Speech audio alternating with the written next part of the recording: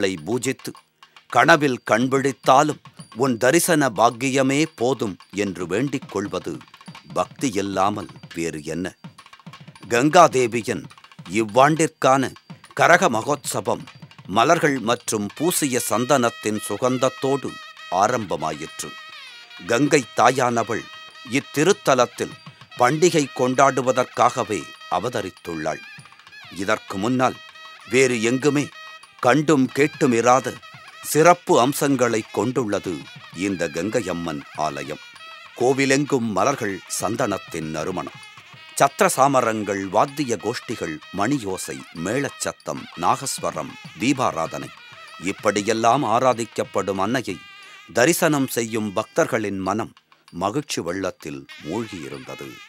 கங்கையம்மனை மனதில் ஒருமுறை நினைத்தால் போதும், வாழ்வில் கஷ்டங்களுக்கே இடமிருக்காது என்ற உறுதியான எண்ணம் பக்தர்கள் மனதில் நிறைந்திருந்தது.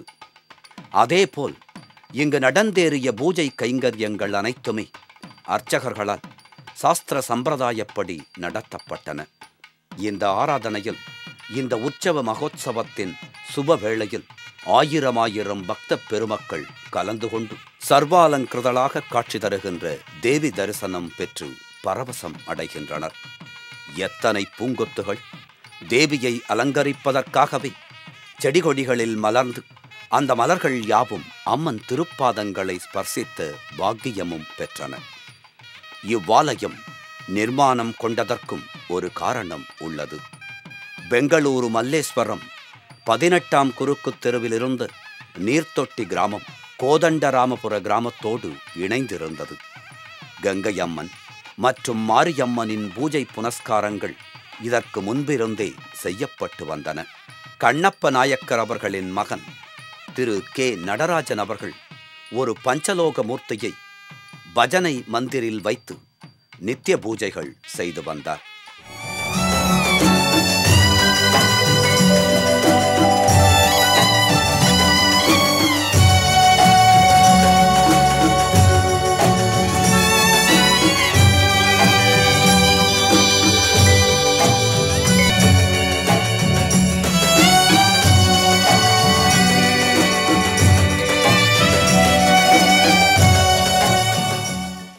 அப்பொழுது கங்கை அம்மனுக்கு என்று நிலையான கோவில் கிடையாது. இதனை மனதில் கொண்ட நடராஜன் அவர்கள் கங்கை அம்மனுக்கு கோவில் கட்ட முடிவெடுத்தார். தன்னுடைய விடாமுயற்சியாலும் ஸ்ரீமான் டி.கே. ஹரிபிரசாத் மற்றும் திரு எம்.பி. பிரகாஷ் அவர்கள் மூலம் கோவில் நிர்மாணத்திற்காக மல்லேஸ்வரம் கோவிலின் 2ஆம் தெருவில் அரசிடம் இருந்து இடம் பெற்றனர். இதனுடன் பக்த பெருமக்களின் ஒத்துழைப்புடன் கோவில் ஆலோசனை குழு உறுப்பினர் திரு பி.கே. சிவராமன் அவர்களின் பேருதவியுடன் தற்பொழுது உள்ள இவ்வாலயமானது வெற்றிகரமாக கட்டி முடிக்கப்பட்டது. 84 அடி உயரம் கொண்ட ராஜகோபுரம், 27 அடி உயரமான கொடிமரம் போன்றவைகள் அமைக்கப்பட்டு 18 மாதங்களில் நிர்மாணிக்கப்பட்ட இவ்வாலயம் 2007ஆம் ஆண்டு பிப்ரவரி மாதம் 8ஆம் தேதி மாக பகுள சஷ்டி திதியன்று ஸ்ரீ ஸ்ரீ ரவிசங்கர் குருஜி அவர்களின் திருக்கரங்களால் கும்பாபிஷேகம் செய்யப்பட்டது. கோடி பிரபையைப் போல பிரகாசமாய் காட்சி தரும் கங்கம்மா தேவி தன் பக்தர்கள் யாரையும் என்றைக்குமே கைவிட்டது இல்லை. கங்கையம்மனுக்காகவே மிக மிக விமர்சையாக பிரதி வருடமும் இந்த பவித்திரமான க்ஷேத்திரத்தில் வைஷாக பகுள துவாதசி, திரையோதசி மற்றும் சதுர்தசி திதிகளில் நடைபெறுகிறது.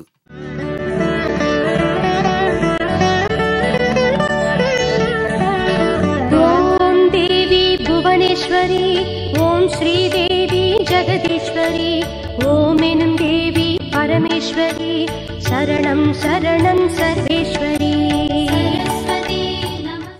அதேபோல இந்த ஆண்டும் இந்த திதிகள் மே 14, 15, 16ஆம் தேதிகளில் 84ஆம் ஆண்டு கங்கையம்மன் திருவிழாவும் பூங்கரக விழாவும் நடந்தேறின. அந்த கோலாகலமான கொண்டாட்டத்தின் தொகுப்புகளைத்தான் நாம் இப்பொழுது கண்டுகளித்துக் கொண்டிருக்கிறோம். 1928ஆம் ஆண்டு முதல் பிரதிவருடமும் இவ்வாலயத் திருவிழா மற்றும் பூங்கரக விழா விமர்சையாக நடைபெறுகிறது.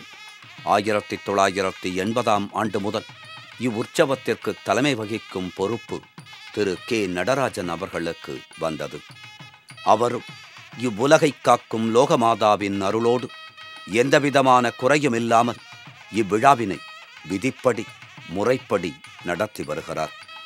இவர் நடத்தி வரும் பாதையில் நடைபெறுகின்ற இப்பெருவிழாவின் 3 நாட்களில் அருகேயுள்ள மாநிலங்களில் இருந்து மட்டுமல்லாமல் நாடு முழுவதில் இருந்தும், ஏன் வெளிநாடுகளில் இருந்தும் கூட லட்சக்கணக்கான பக்தர்கள் ஆலயத்திற்கு வந்து தேவியின் பூஜை கைங்கரியங்களில் கலந்து கொண்டு அவளை வணங்கி அருள் பெறுகின்றனர்.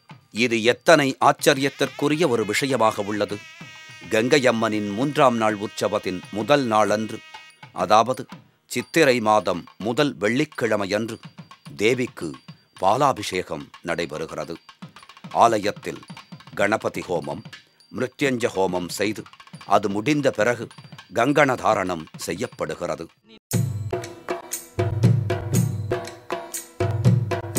பாவமெல்லாம் தீர்ப்பவளே,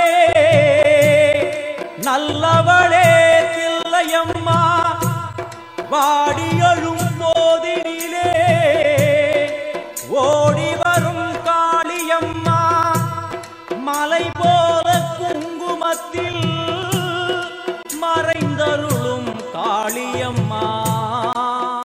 அதனைத் தொடர்ந்து சப்ர மகோத்சவம் நடைபெறுகிறது. மாலை நடைபெறுகின்ற கங்கா பூஜைக்கு முன்னால் திரு நடராஜன் அவர்கள் தன் வீட்டில் முதலில் பூஜை செய்துவிட்டு தன் பெற்றோர்களின் நல்லாசியோடு கங்கா பூஜைக்கு புறப்படுகிறார். கங்கா பூஜைக்காக கலசத்தில் கங்கை நீரை ஆவாகனம் செய்து பிரதிஷ்டித்து பக்தியோடு அர்ச்சனை செய்யப்படுகிறது. இந்த கலசத்தின் முகபாகத்தில் ஸ்ரீ மகாவிஷ்ணு, கழுத்தில் மகேஸ்வரன் மற்றும் நடுவே மாத்ருகேயர்கள் உள்ளதாக ஐதீகம். தேவர்களும் அசுரர்களும் அமுதம் பெற பார்க்கடலை கடைகின்றனர். பகவானும் அமிர்த கலசத்தோடு அவர்கள் முன் பிரத்யக்ஷமாகிறான். அப்படிப்பட்ட இந்த கலசம் இரவாமைக்கு அடையாளமாகும். கங்கா பூஜைக்குப் பிறகு கங்கையம்மன் மற்றும் அவளுடைய அக்கா தங்கையையும் ஆவாகனம் செய்கின்றனர். பின்னர் அவளுக்கு பால், தயிர், நெய், தேன், ஹரித்ரா ஜலம், குங்கும ஜலம் என பல வகையான திரவங்களால் சிறப்பான முறையில் அபிஷேக சேவை நிறைவேற்றி சுத்தோதக ஸ்நானத்திற்குப் பிறகு வெள்ளிக்கவச அலங்காரம் செய்யப்படுகின்றது.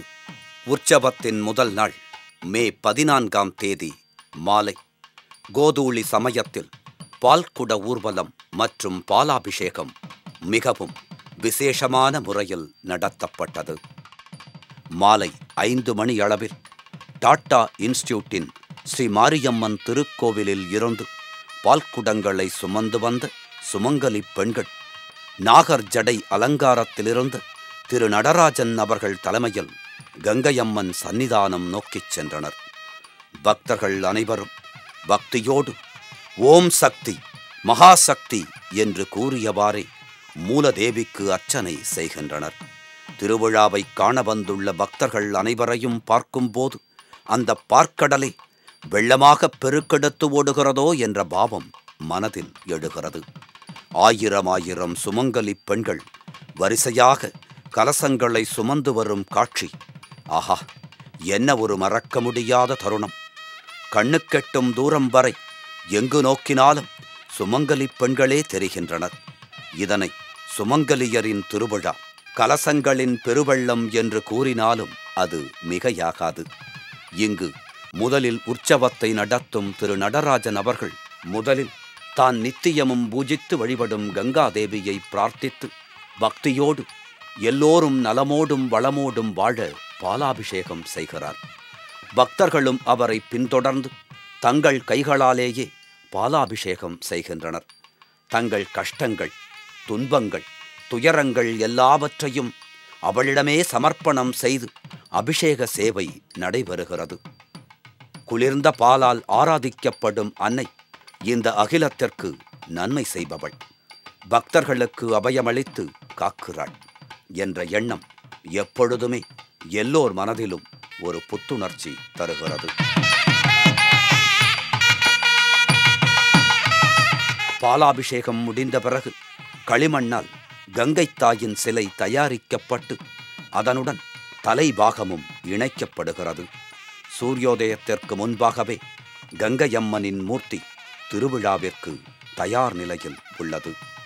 இத்திருவிழாவின் ஒவ்வொரு நொடிக்காகவும் வினாடிக்காகவும் ஒவ்வொரு விதிமுறைக்காகவும் அனைத்து பூஜை கைங்கரியத்திற்காகவும் ஆண்டு முழுவதும் காத்திருக்கும் பக்தர்களின் அந்த பரிதவிப்பினை வார்த்தைகளில் அடக்கிவிட முடியாது. அகன்ற சாட்சியாக இருந்தது திருவிழாவின் 2ஆம் நாள் நிகழ்ச்சிகள். விழாவின் 2ஆம் நாள் மே 15ஆம் தேதி அதிகாலை பிராமி முகூர்த்தத்தில் சாங்கே டேங்க் அருகே தேவியின் மூலமூர்த்தி மற்றும் கரகத்திற்கு பிராண பிரதிஷ்டை செய்கின்றனர். கரகத்தில் ஆதிசக்தியை ஆவாகனம் செய்து பூஜிக்கின்றனர். 11 கிணறுகளில் இருந்து நீர் கொண்டு வந்து ஒரு கும்பத்தில் நிரப்பி அதனை மலர் மாலைகளால் அலங்கரித்து சுமார் 4 அடி உயரத்துடன் பூங்கரகம் தயாரிக்கப்படுகிறது.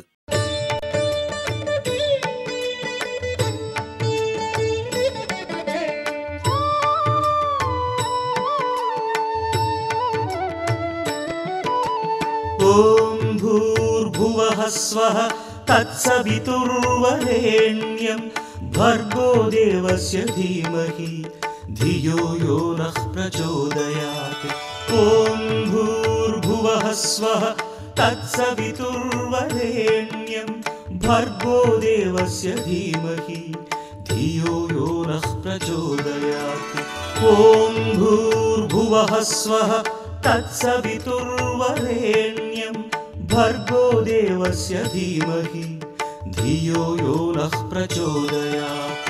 ॐ भूर्भुवः स्वः तत्सवितुर्वरेण्यं भर्गो देवस्य धीमहि धियो यो नः प्रचोदयात्. கல்பவருஷம் போல கேட்டதை தந்தருளும் தாயே, உன்னை வணங்கினால் வாழ்க்கையில் துன்பம் என்பதே கிடையாது.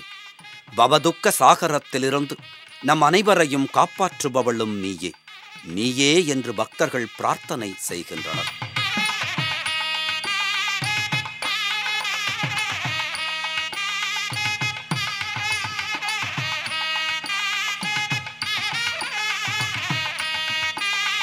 இங்கிருந்து பூங்கரகமானது மங்கள வாத்தியங்கள் முழங்க திருக்கோவிலுக்கு வருகிறது. செங்கண்மார் தங்கையே எந்தன் குல தெய்வமே, தேவி உன்னை பாடி வந்தே.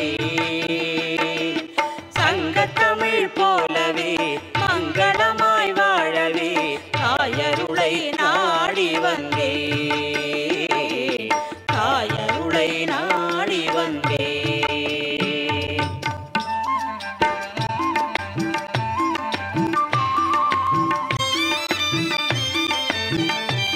மெல்ல மெல்ல முன்னேறி வரும் ஊர்வலம் ஆலயத்தை வந்தடைகிறது. இது பெங்களூரு மாநகரில் நடைபெறுகின்ற மிகப்பெரிய திருவிழா.